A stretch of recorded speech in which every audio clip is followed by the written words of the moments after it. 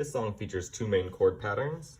For the verse and chorus, we're going to start on C major with a C, E, G, followed by an A minor, A, C, E, followed by an F, F, A, C. In one hand, that verse and chorus pattern could look like this, starting on C major, C, E, G.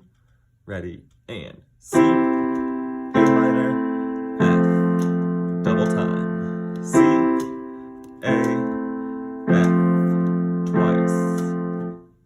The post-chorus and bridge add a G major chord, G, B, D, onto that previous pattern.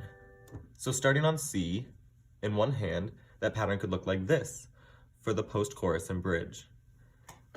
C major, A minor, F, G, C major, A minor, F, G.